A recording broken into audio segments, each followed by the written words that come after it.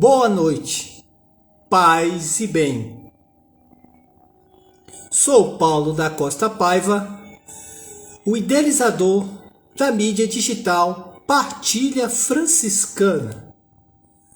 Leigo, professo na Ordem Franciscana Secular.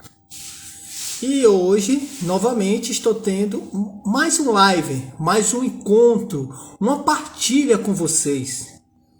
Venho conversar com vocês sobre Francisco de Assis. Claro que, primeiramente, como cristão, veio anunciar Cristo, a boa nova, mas seguindo os passos, trilhando os passos de Francisco de Assis, filho dessa grande família franciscana, partilhamos da mesma mística da espiritualidade de nosso pai seráfico, Francisco de Assis, ir ao encontro de Cristo, ser o instrumento de paz, além de ir ao encontro de Cristo, vivenciar esse Cristo e anunciar esse Cristo, sendo o instrumento de vossa paz, sendo luz para o mundo, sendo sal para a terra. Hoje vamos ter esse breve momento, essa acolhida franciscana, na qual a gente sempre começa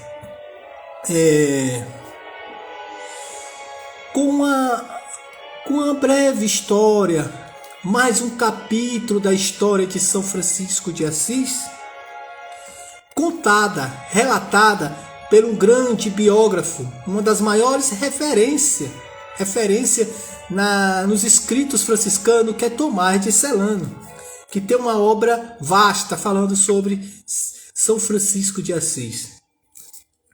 Hoje vamos dar continuidade ao livro de São Francisco, a sua biografia.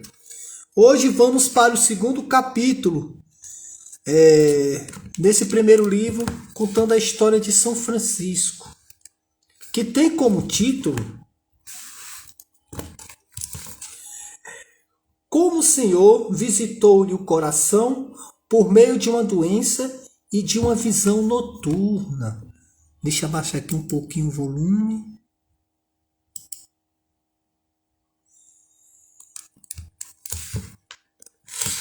Como o Senhor, vou repetir, viu? Como o Senhor visitou-lhe o coração por meio de uma doença e de uma visão noturna. Vamos lá.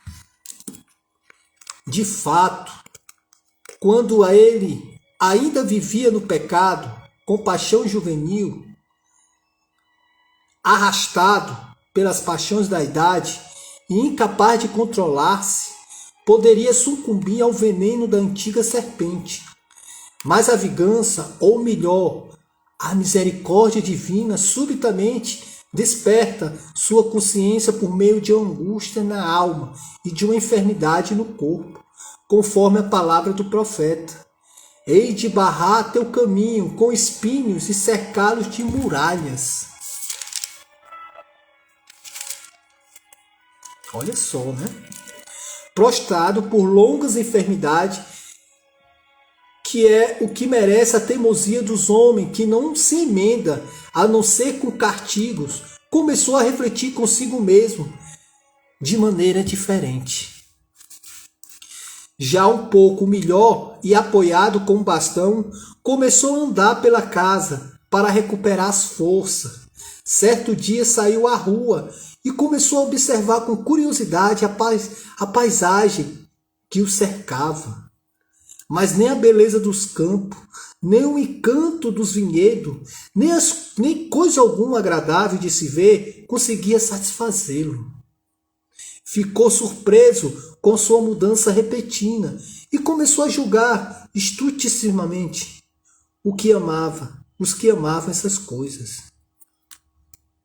Desde esse dia começou a ter-se em menos conta e a desprezar as coisas que antes tinha admirado e amado, mas não inteiramente e de verdade, porque ainda não estava livre das cadeias das vaidades e nem tinha sacudido do pescoço o jugo da perversa servidão. E muito menos, é muito difícil deixar as coisas com quem alguém se acostumou. E não é fácil libertar-se do que uma vez se aceitou. Mesmo depois de longa abstenção, o espírito volta ao que tinha aprendido, e o costume geralmente transforma o vício em segunda natureza. Olha as consequências do vício, né? Vamos lá. Meu pai, cadê? Pronto. Francisco ainda tentou fugir da mão de Deus, quase esquecido da correção paterna. Diante de uma oportunidade, pensou nas coisas que são do mundo e ignorou o conselho de Deus, prometendo a si mesmo o máximo da glória mundana e da vaidade. Pois um nobre de Assis não media despesa para se armar militarmente. Inchado pela glória vã, decidiu marchar para a Púlia para ganhar mais dinheiro e honra. Sabendo disso, Francisco, que era leviano e não pouco audaz, alistou-se para ir com ele, porque era menos nobre, mas de ambição maior, mais pobre, mas também mais generoso. Todo entregue a esse plano e pensando com ardor na partida, certa noite, aquele que o tinha tocado com a vara da justiça visitou numa visão noturna. Olha só. Com a doçura de sua graça, e o seduziu e exaltou pelo fastígio da glória, porque ele tinha sede de glória. Pareceu-lhe ver a casa toda cheia de arma, selas, escudos, lanças e outros aparatos. Muito alegre, admirava-se em silêncio, pensando no que seria aquilo. Não estava acostumado a ver essas coisas em sua casa, mas apenas pilhas de fazendas para fazer. Ainda estava atuído com acontecimentos repetidos, quando lhe foi dito que aquelas armas seriam suas e de seus soldados. Despertando de manhã, levantou-se alegre, julgando a visão um presságio de grande prosperidade. Ficou certo de que sua excursão à Apúlia seria um êxito. Pois não sabia o que dizer, e ainda não entendera nada do dom que lhe fora feito pelo céu. Em um ponto poderia ter percebido que a sua interpretação do sonho não era verdadeira, porque embora contivesse muita semelhança com coisas que já acontecidas, dessas vez o seu espírito não estava tão feliz como de costume. Precisava-se até fazer algum esforço para executar o que planejava e levar a cabo o seu plano.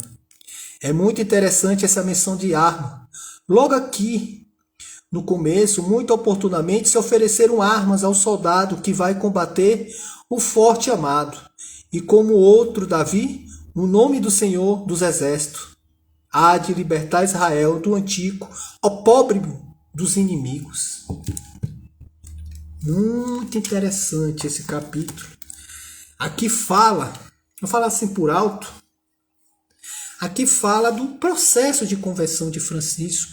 Francisco, mesmo com aquela enfermidade, não foi suficiente para sua conversão, mas algo em seu coração já germinava. Algo muito sutil, muito singelo, mas já germinava em seu coração, que o deixava confuso, né? As coisas que ele amava antigamente se tornaram superficial, se tornaram monótono, rasos. E até a glória que ele buscava tanto, ele tinha que fazer um esforço grande para manter a cabo essas inspirações passadas e superadas. Ele estava no processo de conversão, mas ainda estava muito dividido, muito confuso. Assim como é a caminhada de muitos, assim como é a minha caminhada, a sua caminhada.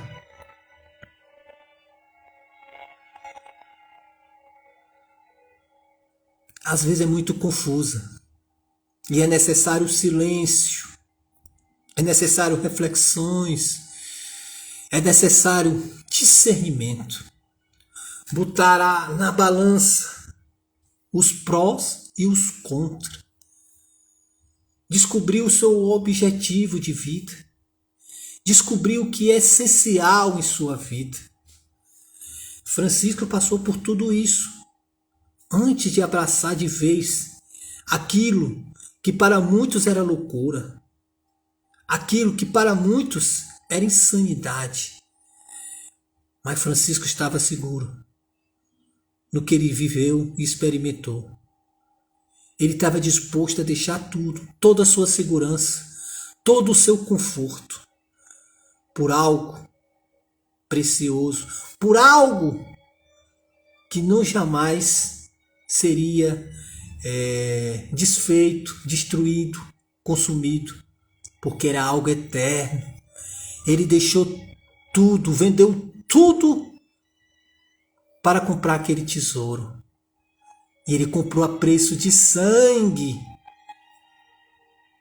aquela pérola, aquela joia.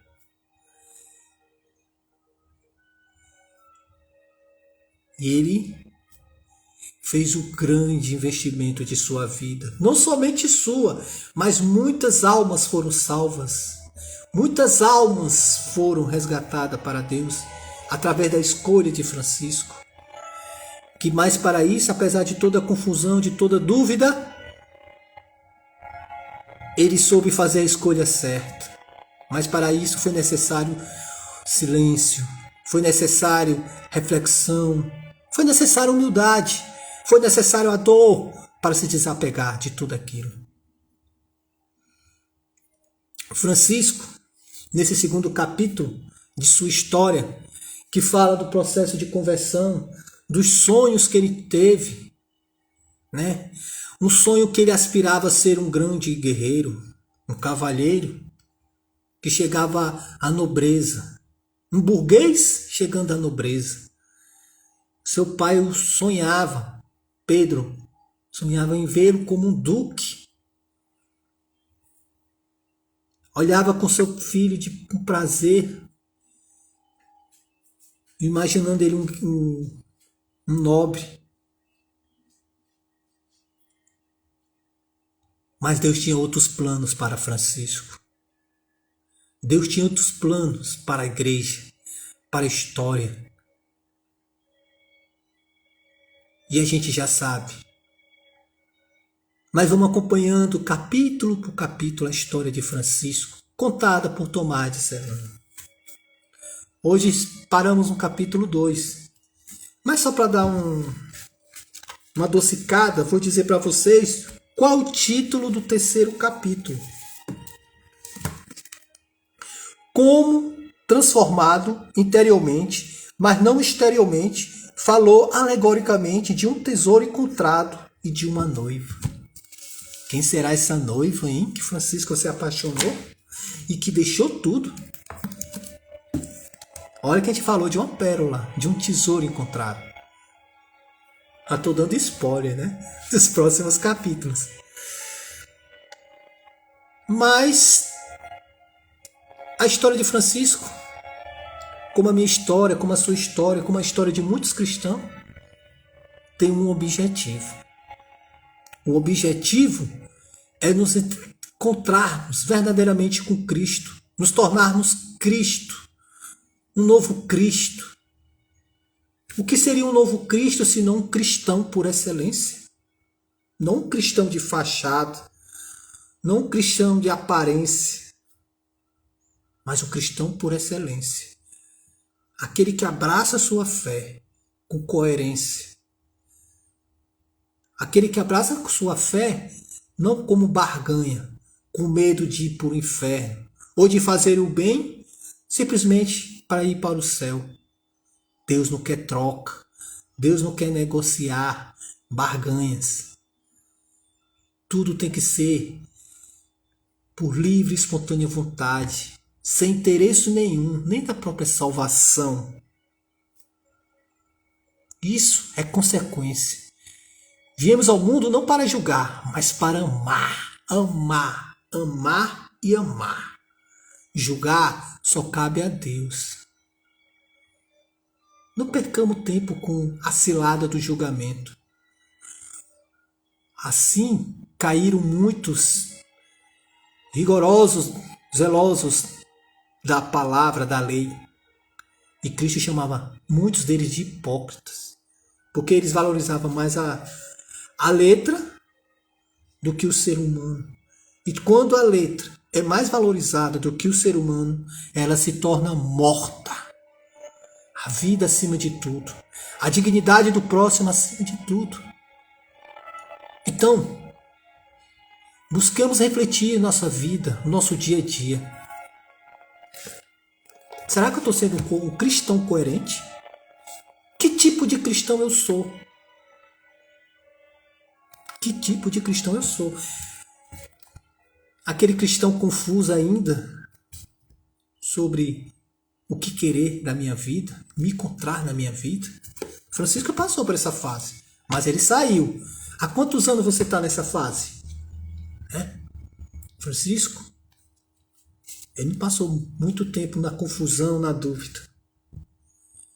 É necessário se entregar, é necessário se despojar. E isso não é nada agradável. É como uma ave, que às vezes para passar de uma etapa a outra de sua vida, ele vê necessário arrancar pena por pena. Assim é a nossa vida. Desapego de desapegos. Cadeado de cadeados, corrente de corrente. Levamos essa reflexão no coração. E para dar continuidade,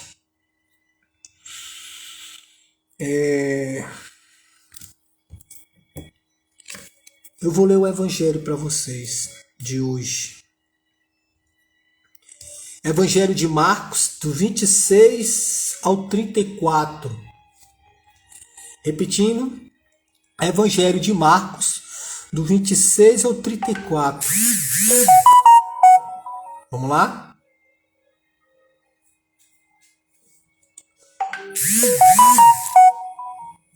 O reinado de Deus é como um homem que semeou um campo.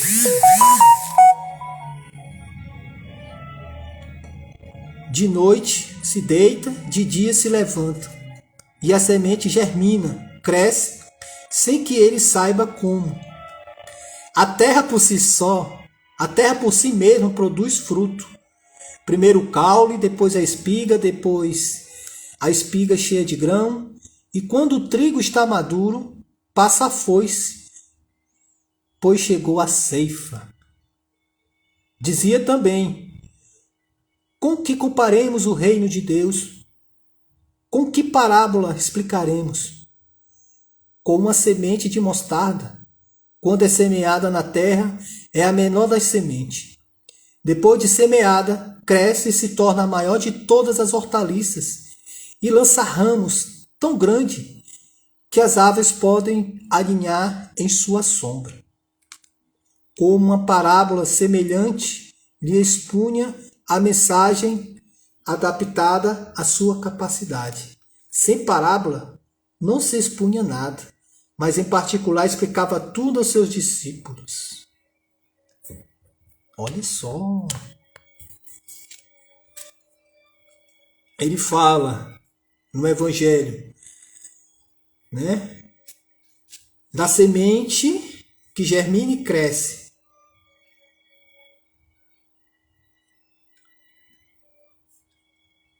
O reinado de Deus é como um homem que semeou no campo. A terra por si mesma produz o fruto. Né?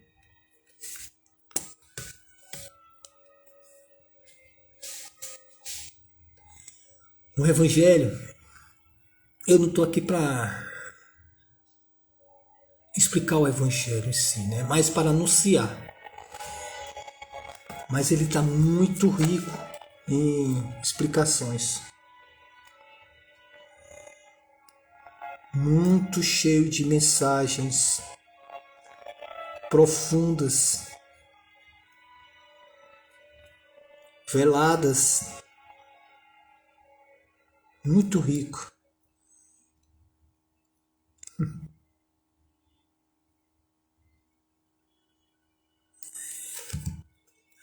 Quando o trigo está maduro, né? Eu me lembrei daquela outra passagem que o inimigo joga o joio. Mas só vão fazer a ceifa quando estiver os dois maduros. Por quê? Ali é possível identificar o que é o joio, o que é o trigo.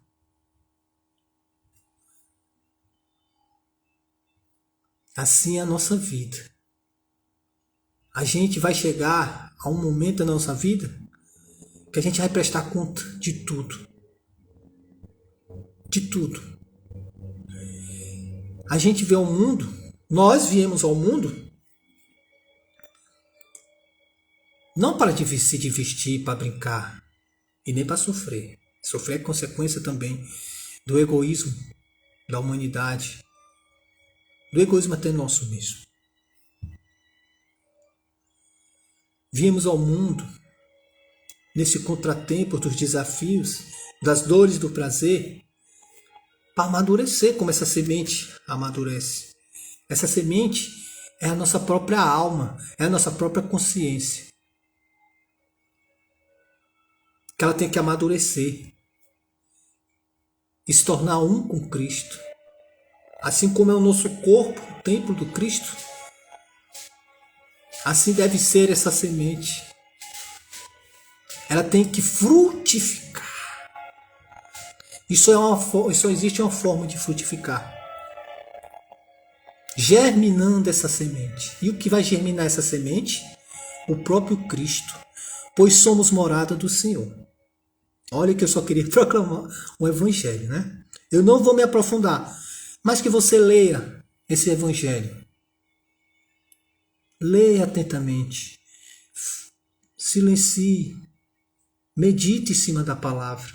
Leia 1, 2, 3 vezes. Medite em cima da palavra. O Espírito se manifesta, age. E ele fala de parábolas.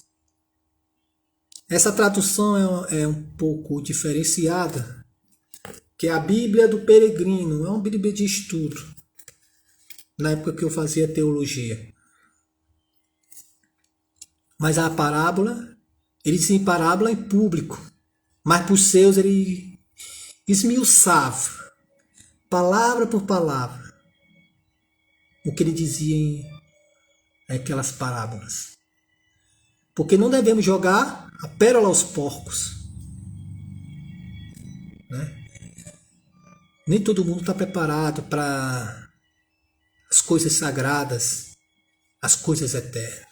Aquela pessoa tem que ser trabalhada para receber o adocicado, o que é eterno. Vamos reler o Evangelho, viu? Vou só repetir para vocês qual é o capítulo. Marcos 4, do 26 ao 31, viu? Marcos 4, do 26 ao 31, tá certo?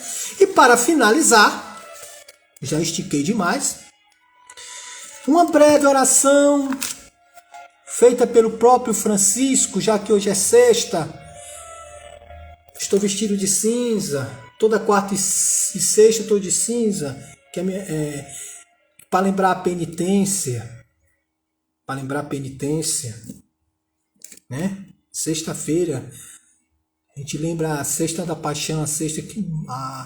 O dia que Cristo morreu, foi crucificado. Então vou ler aqui a oração. Oração diante do crucificado, escrito do próprio Francisco. Altíssimo glorioso Deus, ilumina as trevas do meu coração. Dai-me uma fé direta, uma esperança certa, uma caridade perfeita, senso e conhecimento. para que faça o teu santo e veraz mandato. Amém. Francisco, o próprio, escreveu essa pequena oração, essa breve oração diante do crucificado, né? Ilumine as trevas do meu coração. Dai-me uma fé direta, uma esperança certa, uma caridade perfeita, senso e conhecimento. Diante do crucificado, a única coisa que Francisco se importava era estar unido a Cristo, ser um com Cristo. A sua aproximação foi tão profunda com Cristo que na convivência ninguém mais sabia quem era Cristo, quem era Francisco. Foi tão profunda que ele recebeu em seu corpo as chagas do Cristo crucificado. Então que a gente busque nos trabalhar no dia a dia, no silêncio. Vamos encontrar quais são as nossas mazelas, aquilo que nos acorrenta, aquilo que nos domina. O primeiro passo é identificar. O segundo passo é se libertar dessas correntes. Mas não pense que o lado alto vai fazer tudo assim, ó. Um passe de mágica. Esse esforço maior é nosso. Se libertar é carregar a cruz. É receber pedradas. Não só das pessoas, mas do próprio homem animal que somos. Porque a gente vai além disso. Nós somos alma, nós somos eternos. Mas aonde vai se destinar essa alma, cabe a você e a mim. Amém? Por hoje tá bom, né? Até a próxima. Então vamos lá. São Francisco de Assis, Pai seráfico, rogai por nós. Estaremos sempre reunidos em nome de Deus, que é Pai, Filho e Espírito Santo. Amém. Paz e bem. Tchau, boa noite a todos e um bom fim de semana. Muito abençoado e na paz. Amém.